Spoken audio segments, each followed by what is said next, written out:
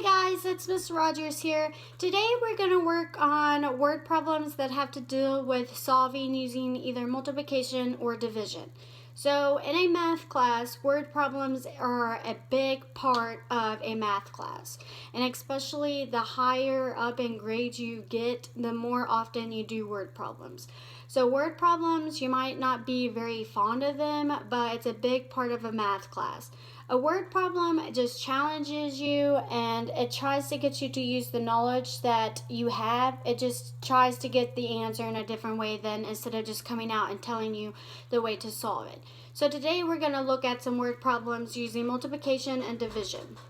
Alright, so we're going to start with multiplication first. So let's look here. On my board right here, I have some keywords that can help you figure out.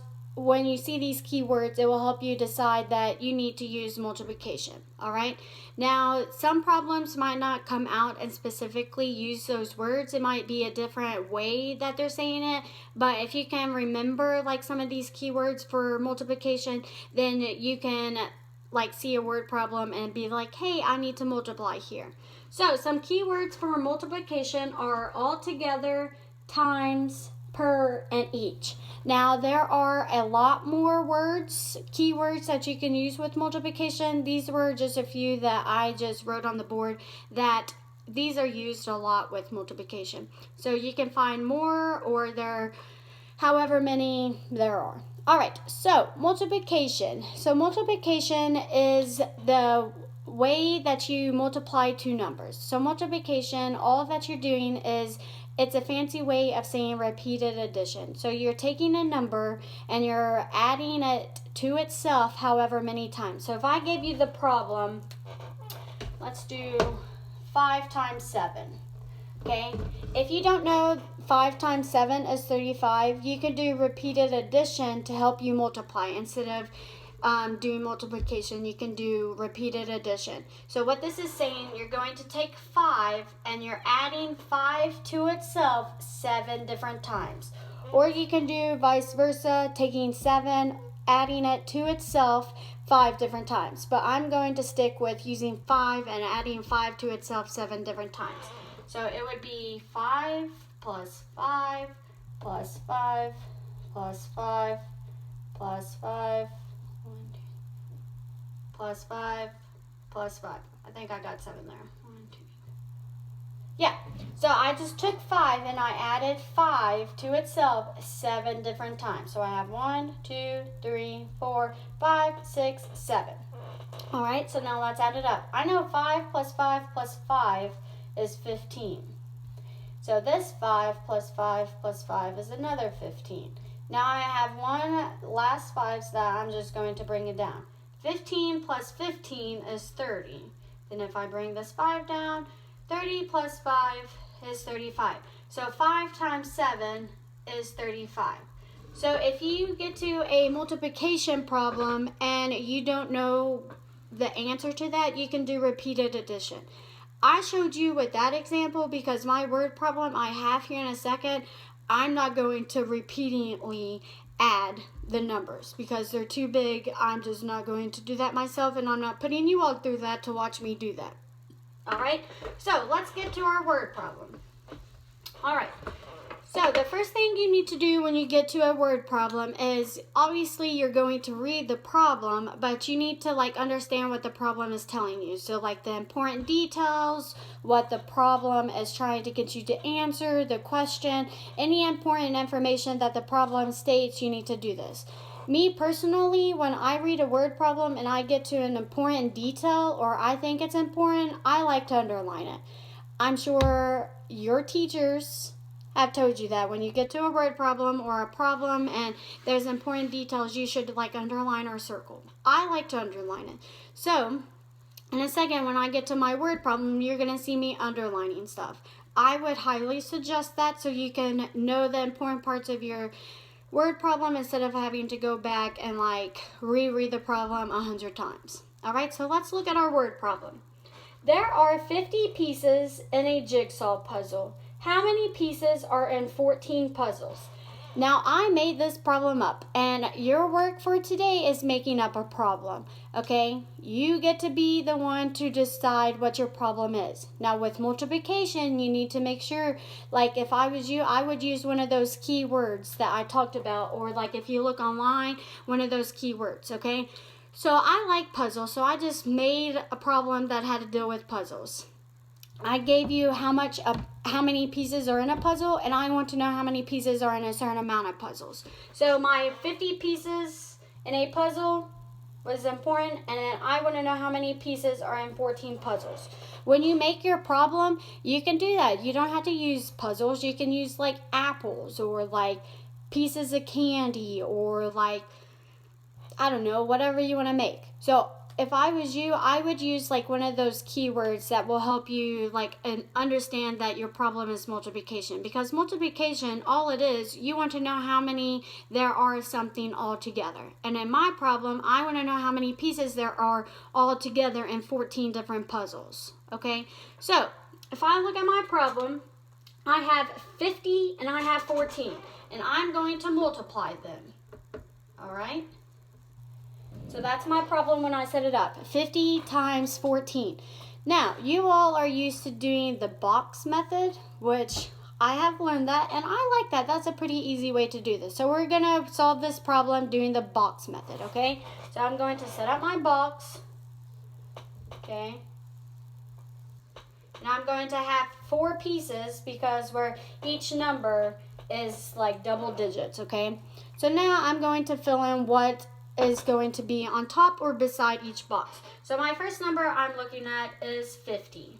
So my 50 right here and 0 right here. Then I have 14.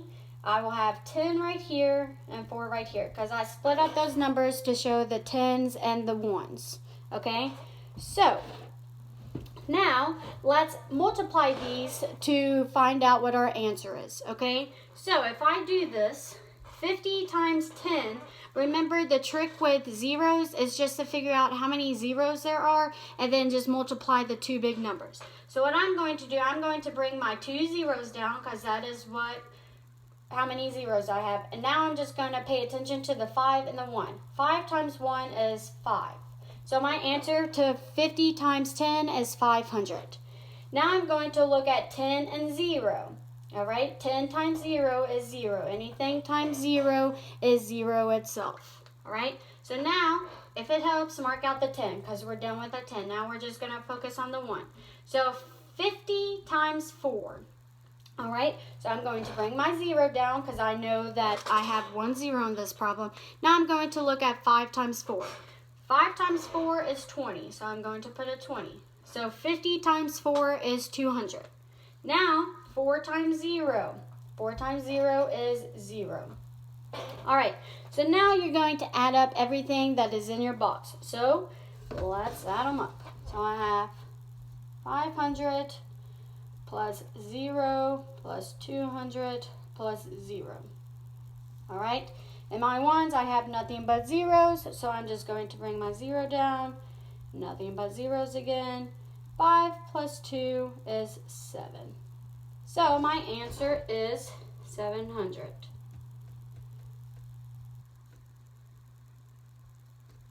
Okay, so 700.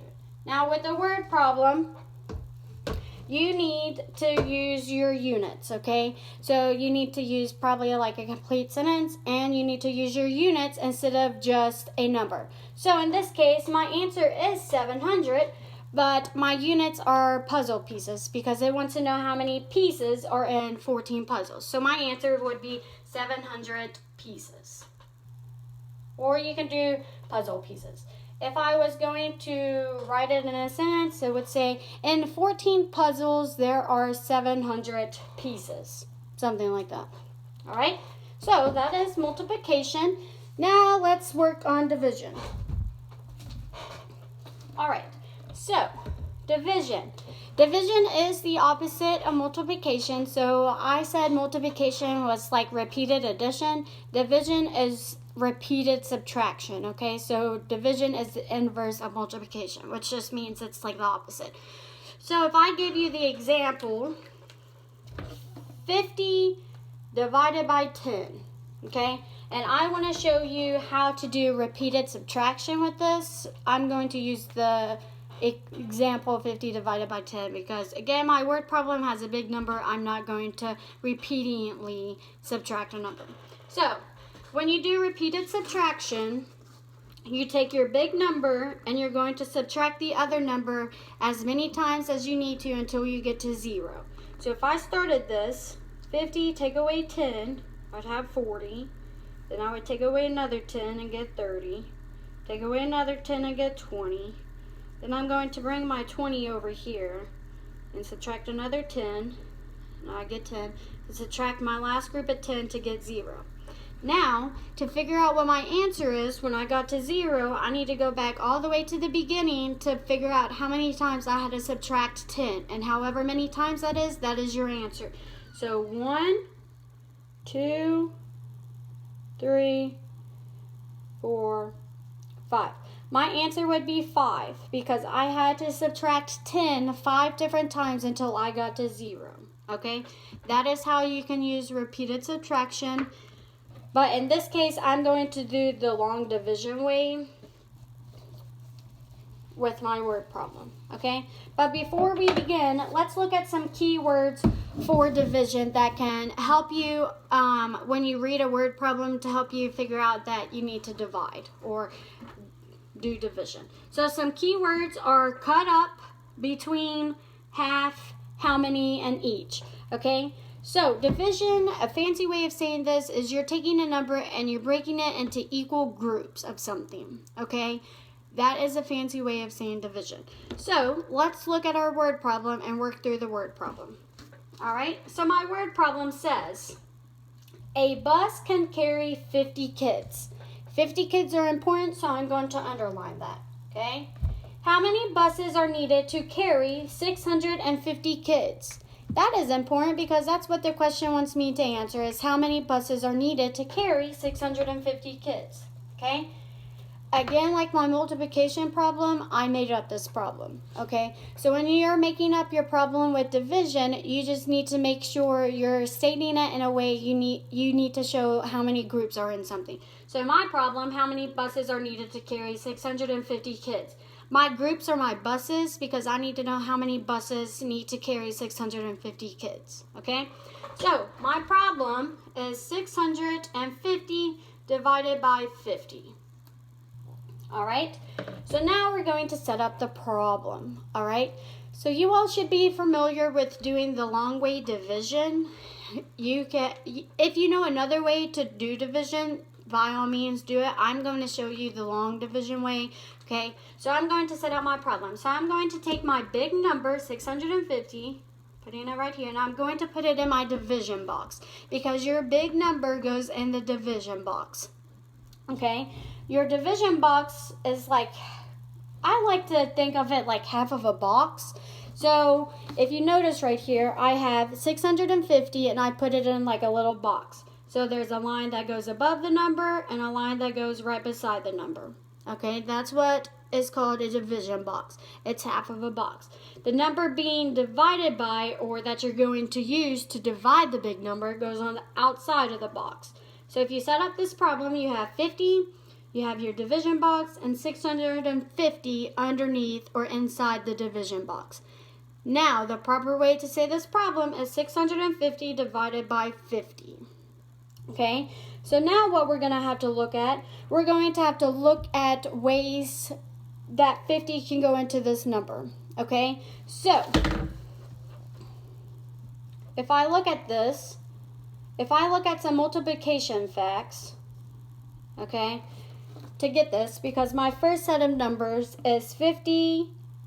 50 cannot go into 6, so I need to look at the next set of numbers. So I need to look at 50 and 65. I need to figure out how many times 50 can go into 65. So over here I did some math multiplication facts to help me with this, okay? So 50 times 1 is 50, right? 50 times 2 is 100, Okay, so I need to look at a multiplication fact that is as close to 65 as I can get it.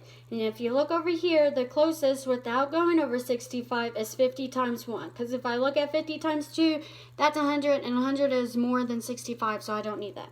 So I need to look at the 1. So I'm going to use 50 times 1, which is 50. So I'm going to put my 1 over my 5, because that's the last place value I'm looking at right now. So my 1 over my 5, because 50 times 1. Alright, so now I need to multiply 1 and 50. 1 times 50 is 50.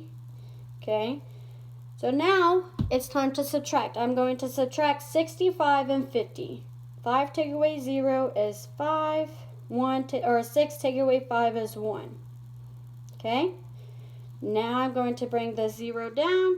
So now I'm going to look at 150. So now I need to figure out how many times 50 can go into 150. So over here in my multiplication facts, I know 50 times 2 is 100. Let's see what 50 times 3 is to see if it gets me closer to 150. So 50 times 3, 5 times 3 is 15, add my 0. Looky there. 50 times 3 is 150. That's the number we're looking at, so I'm going to put my 3 over my 0. 3 times 50 is 150. When I subtract them, I get 0. So my answer is 13. Again, like my multiplication word problem, when you do your answer, you need to use your units. So my units is buses. So my answer would be 13 buses. And if I was to put this in a sentence, I would do, you would need 13 buses to carry 650 kids. All right? So remember, when you all are working on your word problems today, just make sure that you're using your keywords for these problems. You can come up with as big numbers as you want. Just make sure you can obviously work them out. But just make sure you're using those keywords with multiplication and division to help you understand and help your readers, if someone's like going to help you with the problem, to help them understand. Right? I hope this video helped you guys. Good luck with your word problems. Have a good day.